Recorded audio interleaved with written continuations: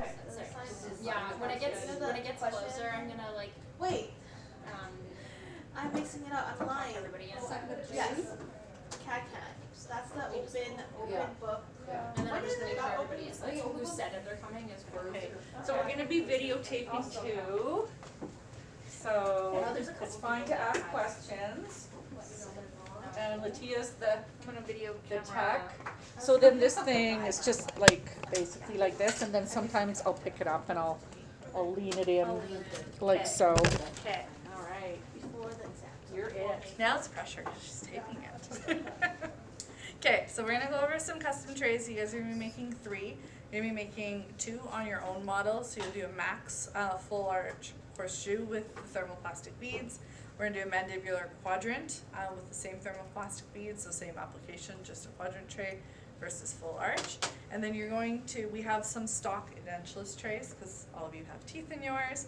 You're gonna be making a custom triad or Velcro tray. So these ones are light cure, whereas the ones you make on your own models are gonna be thermoplastic. So we'll be heating them up in our lovely little stove top and melting those. So I'm gonna show you the edentulous ones. So we've got a whole bunch of these pre-done. You're gonna make either a max or a mand. Doesn't matter, you're just gonna be doing one tray. With this one, it is light cure material, and we don't make a little wax spacer, so we're gonna go straight onto them. So I'm gonna do max, and the first thing I'm gonna do is I'm gonna prep the model. So we're gonna put a separator on it. This is Triad brand. This is just pretty much their version of Vaseline. So it's like just a little physical barrier so it doesn't lock in. Most of them you're gonna notice they've already got markings on them. And we're just cutting into the depth of the vestibular. So this tray is really nice because it's really fast to make, but it's actually a little bit longer to trim it because it gets sharper edges and we have to use acrylic burrs and really get in there. So the first step we're gonna do is just paint on some separator, and then we're gonna open up our material.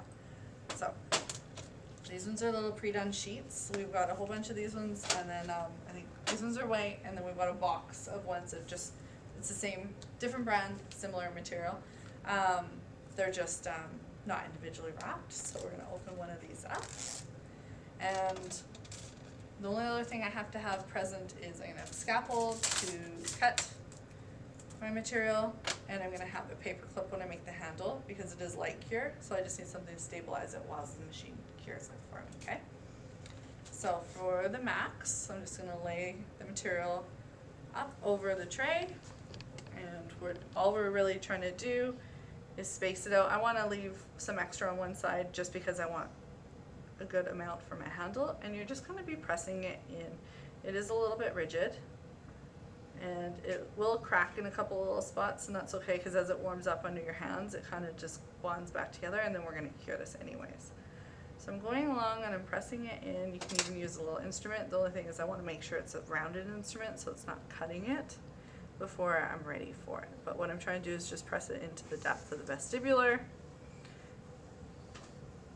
And the nice thing is this one's a little bit translucent so I can see through, and it's easy to see where my cut lines are going to be. It does take a little bit, even though it's light cure and it's malleable, it takes a little bit of persuasion to get into all the areas. So I've just pressed it on, and then now I'm gonna go ahead and I'm gonna cut along the lines, and I'm cutting, I like to cut it straight down so that way I'm cutting into the vestibular. If I cut on an angle, sometimes I'm cutting it too short. And I'm gonna go back and do my release frenum cuts in a minute here. I can see them a bit better. See this one, I'm gonna come up and around.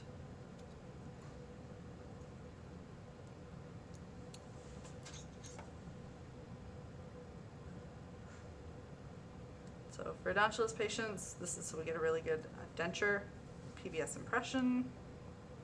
There's no stops in these ones. If you overseed it, you're just gonna hit tissue, so it's not as big of a concern as with if we hit dentition too early and we lose some integrity of the impression by flattening it out. So that won't happen with this, so we don't put in any stops. It does kind of shrink back a little bit even as you're cutting it. Nice thing is, before I go ahead and cure it, I'm gonna re-stretch it out a little bit. So I can kind of press it back down where it's kind of shrunk up around my cuts. Manipulate it in. So we get a nice tight fit. So like I said, this one gets a little bit sharp, so we don't want it to be undercut too much because we are going to trim it back. So make sure your material is kind of covering up all your pencil mark or right to it.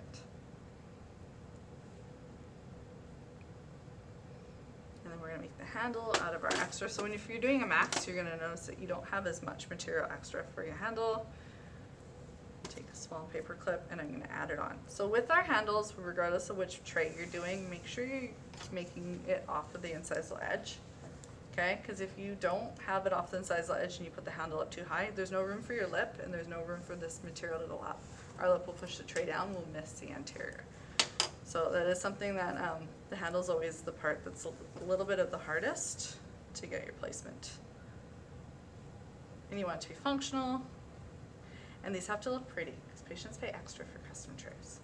So, and not only that, if it looks all burnt and discolored, do you want it in your mouth? Because I don't want it in mine, right? So I'm going to go in and actually I put this too low.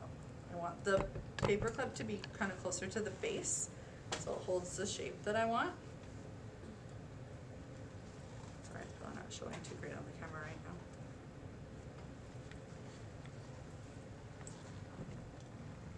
now. And so if I'm on the max, I want the handle to come down a little bit so that way it's kind of comfortable in my thumb, okay, when we are doing it. So you want it to go on there. Paper clip's really just to stabilize the material till it cures, then it's going to do everything for me. The more you can blend in and smooth with your hands before you cure this, the better. Just so it's less polishing after. It tends to be a little bit finicky to get nice lines. So that would be my tray. I've got my little handle. It's in the center. It's down a little bit. And then I'm going to put it in my little light cure machine. So we can cure this in an office with our handheld light cure, or we've got a little machine here. You open it up, and it's going to be like our little easy bake oven. So I can turn the power on, turn the cure on, and it's already set for 2 minutes. Place it in, make sure I'm happy with my handle still. And then it's going to cure for 2 minutes. Okay. It's a cool color. It is. So some of them are going to come in this clear. I think Bosworth by Dentsply, it's blue. You can add it to existing acrylic dentures if we're using that as their custom tray if we're remaking stuff. So it is really nice material. It cures to itself. And then we can kind of, I'll show it to you in a second here when it comes out. So you'll only do one or the other. We don't have one dedicated one for each student in here, but these are all off of the same template. So we should be able to pick it up and use it off of any model, or share it amongst yourselves with another peer that you both worked off of the same one. So for marking it, when we're watching those lines, we're going off the one that you match your lines to, okay? So only one of those ones, and we'll move the little oven back to the other corner just so we don't bottleneck over here. And then with these ones, because we are going right into the vestibular folds and we're going in those areas, it really is important, like our sports guards, you know how we're always running our fingers along everything to make sure it's nice and smooth. It's going to be the same thing, okay? Take the longest 2 minutes ever. Sorry? It is. Or it's like trying to get the water to boil.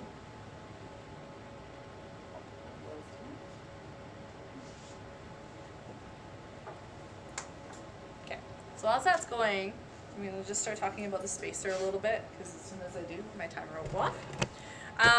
This is a Manny model, so it's it's quite a large one. So for this one, I'm going to end up using 2 scoops for a custom tray. If you have a smaller arch, most of the ones this morning, they were using 1.5 scoops for the thermoplastic beads. So it's 1.5 to 2 scoops for the max, 1 scoop for the mat, because it's just a quadrant, okay? So what we want to end up with is a wax liner, and then we put tinfoil on the outside just because our thermoplastic beads will melt into the wax. So it's really just a barrier. I'm going to show you that in a second, but I'm just going to show you this now that it's done. Lights on off. So, and then you got to make sure you do make sure you put Vaseline on, otherwise this gets hard to take off, so it'll just separate, and that's gonna be our little custom tray, okay? So, it doesn't matter, you can see the paper clip still, but we've got a handle we can use, and we would go in and we'd place that. So it's a cute little one, and I'll pass this around to you guys in here. So this does need a lot of polishing. I don't personally use the big rag wheels a lot, I use the smaller handheld acrylic one, but it's going through and you can feel it is quite sharp. So this one's really easy to make, a little bit more time on the shaping it, okay? So now we're gonna move on to the maxillary. We're gonna go in, I'm gonna show you how to make a new spacer. So you're gonna take a piece of wax. So this is what you wanna end up with, and we do need this for your mark when you hand it in. Having said that, like I said, it tends to stick to your beads. You guys went over custom trays a little bit in class? Okay. And you guys talked about the rest stops? Yeah, Tammy brought us in like groups and actually did like a little demo. Perfect. Yeah, so you make little triangles, the little rest stops. So first I'm gonna cut the full sheet into 2, and then I'm gonna make it into a little pair of pants. Okay, so we can separate it. And then I'm actually gonna steal some more water. Hot. So I'm gonna soften this into the warm water a bit. This is really hot, so this will go. I don't need to melt it, I just need it malleable, okay? So I wanna make sure it's right up into the depths, like our sports guards. So I wanna come up to my frenum, come over, I'm gonna squish it. I'm gonna end up with some folds in the front, but I'm gonna end up using that extra wax, so that's okay.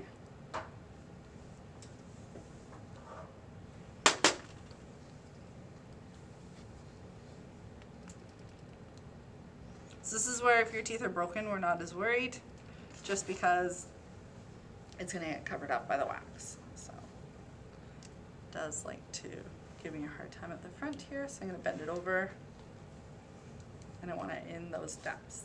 Okay, so I'm gonna actually add a little bit more wax just along my anterior teeth for a bit of depth in the back.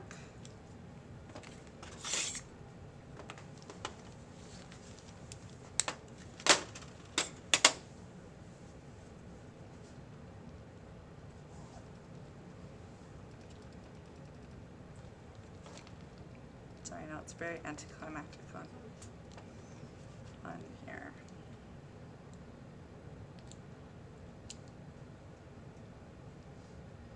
I find the more I can try to use that one piece, the less I'm trying to piece it all together. But with some arches, it'll work better than others. Usually takes a little bit of back and forth. And you want to cut it where we kind of cut our sports guard, pretty high in the vestibular, okay? We can always take away material, but if it's too short, then we kind of have to.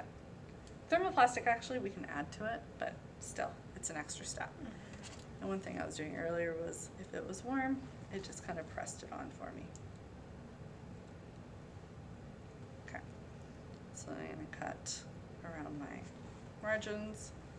You can use a scalpel, you can use a lab knife, whatever works better for you. I didn't get myself a lab knife.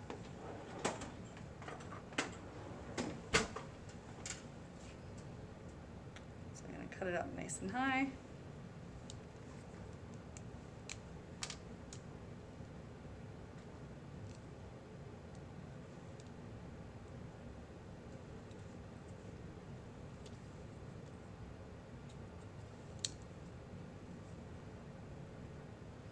And same thing with our trays when we are making and placing the material.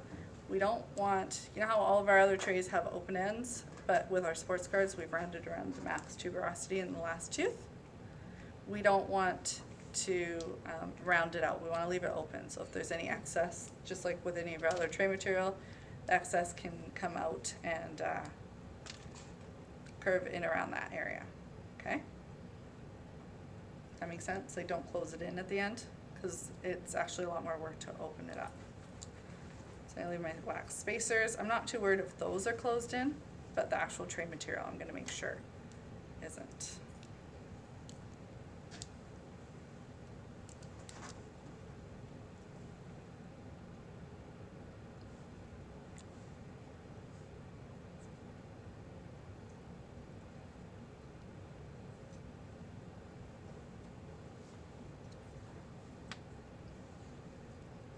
is why I'm only making, watch me make one spacer.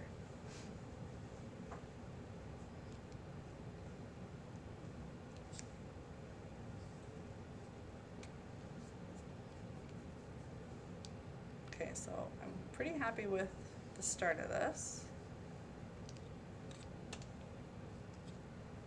So I've got my Frenum releases. I can push the wax down and just shape that a little bit. And we've got our wax spacer all the way around the sides. I'm into the Frenum, into the vestibular. I'm not gonna be too high there. A little bit light in the back. So I'm gonna grab some more hot water.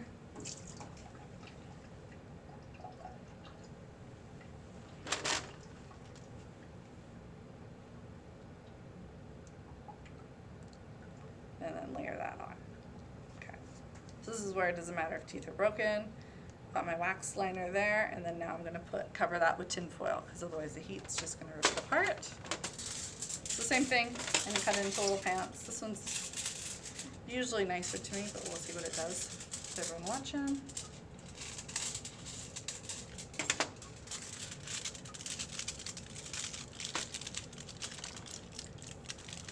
Does it matter shiny side down or shiny side up? No, it doesn't matter too much. It's just thermal conduction that we're trying to avoid. So if my wax is nice, then I'll take it off and I'll cheat and I'll cut it off my model.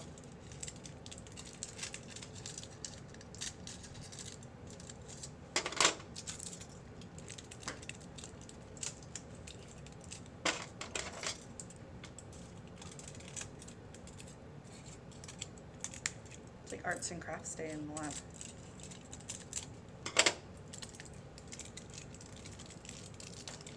And these usually get beaten up a little bit, so you might remake this spacer after, and you'll see why, because it likes to pull it out. Or it usually does to mine anyways. Then tuck it in a couple spots where I can, just so it holds under the wax. Not going to do that all the way around because I don't want to change the shape of the wax, but I just want a couple of touch points where it's going to stay.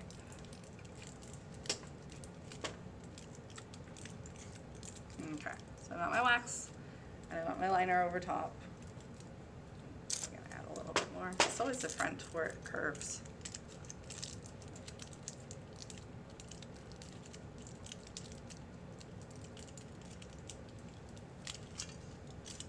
Okay, so then we want to do our spacers. So let's just say I'm working on my 6. I want to do a rest stop behind that tooth and a rest stop before that tooth. Okay, so I'm going to do 2 on one side.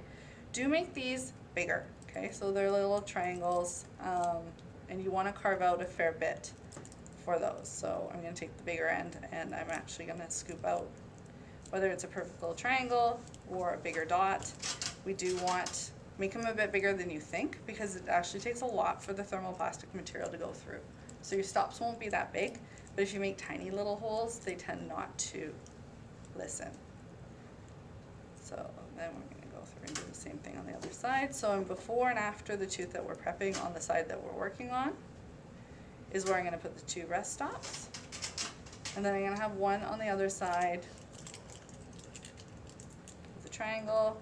So 1, 2, and I'm going to put one like 3. So I'm going to rip it and then put a little rest stop here. Okay.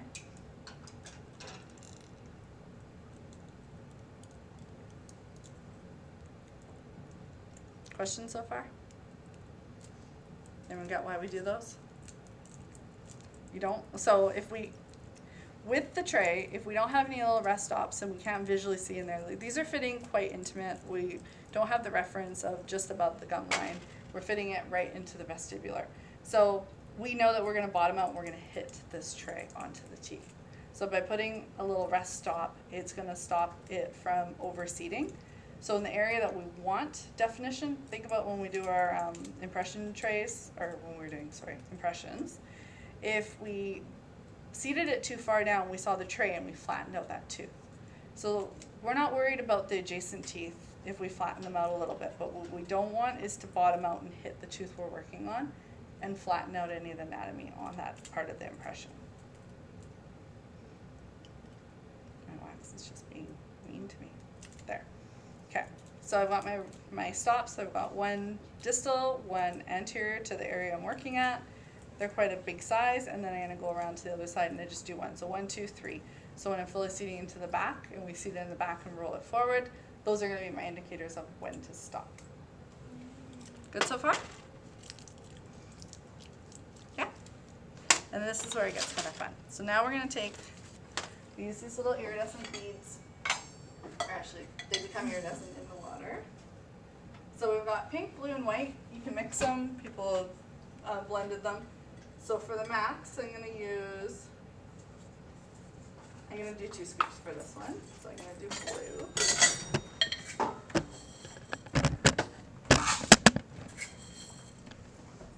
So just so you guys can see, they're pretty opaque. I don't know if that shows up on the camera okay. See that?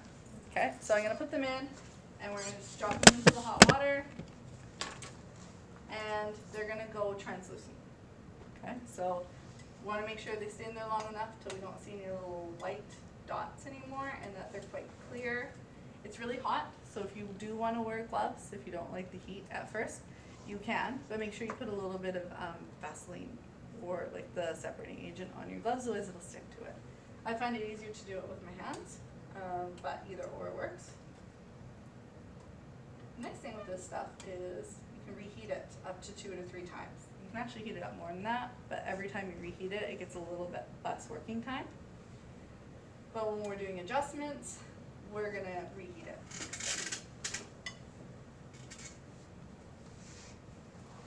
Kind of like a nice big blob. Almost done. It's really pretty when it's in its working state.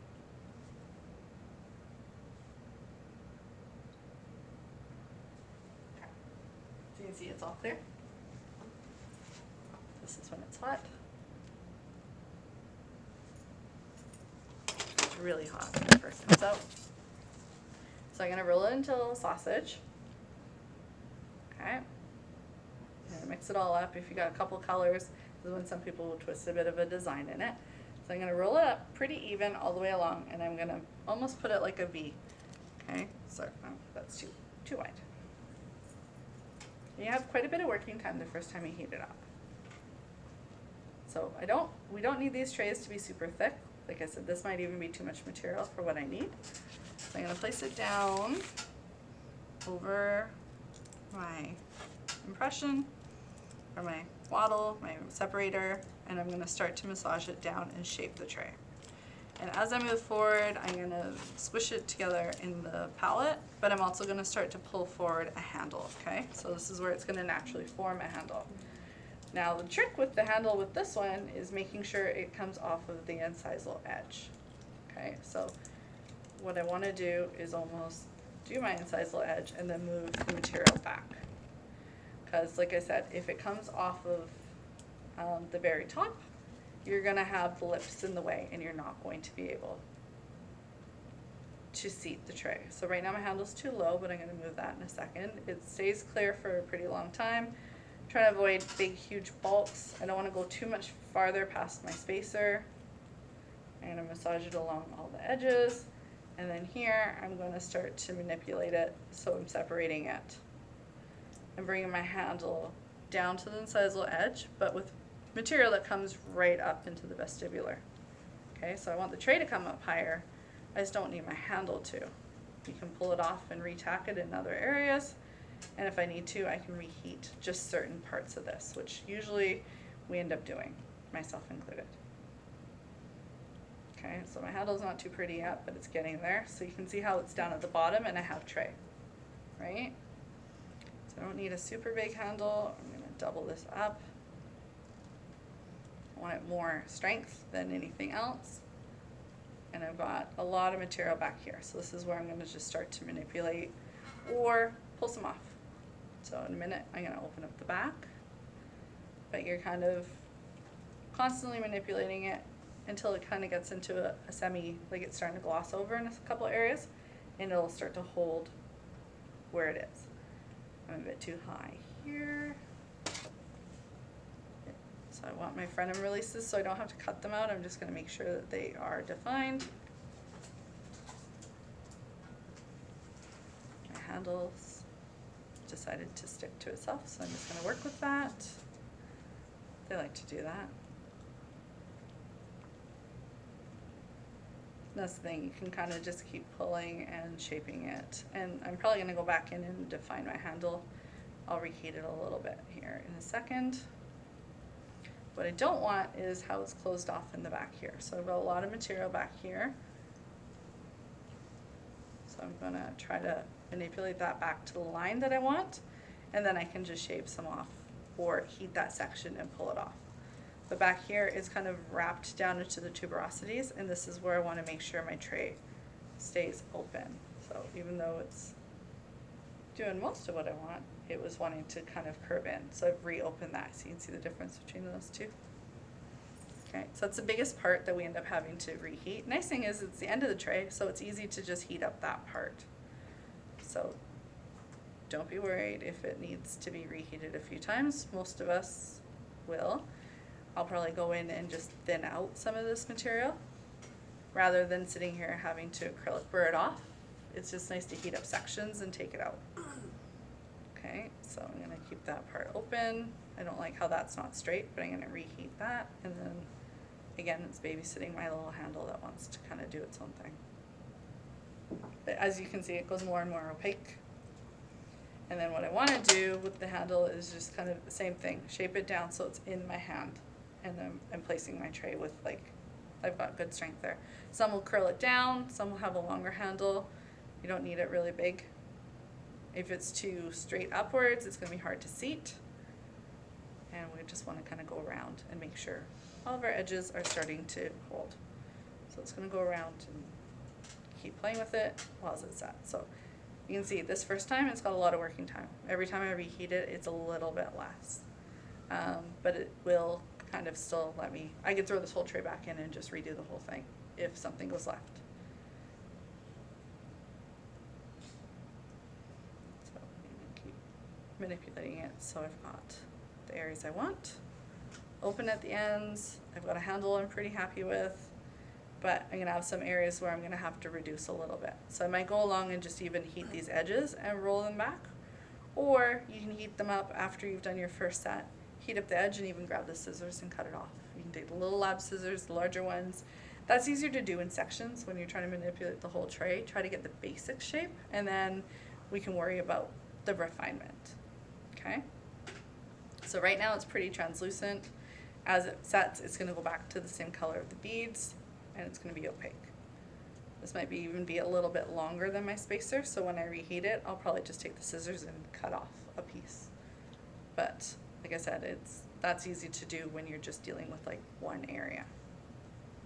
Over the other, and always remember this is going in someone's mouth. So with these, when we are trimming them, sometimes going straight back to the heat is easier. The boiling water, you can use a lab knife. It beads and sometimes burns. Some have success with it. I find it works against me, so that's not my preference. And when you are using the acrylic burrs, once this heats up, it kind of goes back to its thermoplastic state. So you want to be doing like brushing motions as you're doing it, not overheating a section. Kind of work your way around the tray and come back. It's hard to get the dark marks out, and even though you might have a functional tray, do you want something that looks burnt put in your mouth? Probably not, right? So yeah. So I'm gonna let that set up a little bit more, and then I'll separate it. It'll probably rip apart my wax and my tin foil, but that's okay because that's easy to remake. Okay. So that's your full arch, and then for your lower arch, you're gonna do the same thing. You're gonna come across to the 3, leave your handle in the front, so do cover from 3 to 3 with your quadrant tray, but we would just take this whole section and back off, okay? So it'll be the full quadrant and then across to the opposing canine. So right from here back, we would take that off. So you can do that one on your lower, on a lower model. Now make sure you have clearance with your stone. If there's a lot of overhang, cut that off. If it's one you can't do from the side, cut it from the base. Take the base right off. So most of your whitening or your sports guard ones are going to be perfectly set up for your custom trays. A lot of us might need to do a little bit of prep for our lower one because they were just for whitening. So it had a bit more give. So take off any extra there. Questions? No? once your thermoplastic. So we got white, blue, pink. You're gonna heat them up. We'll leave the little pots on and add water. If you are doing wax, we've got a couple bowls here that we've used multiple times. They're kind of getting coated in wax. I would just kind of grab some hot water, throw it on the table, do your wax on the table, and then leave the pots open for actually melting the little beads. That's it. I think I got it all. Yeah, awesome. Perfect. Welcome. Thanks, Oh, Nina. I'll turn this off now. Leave the camera.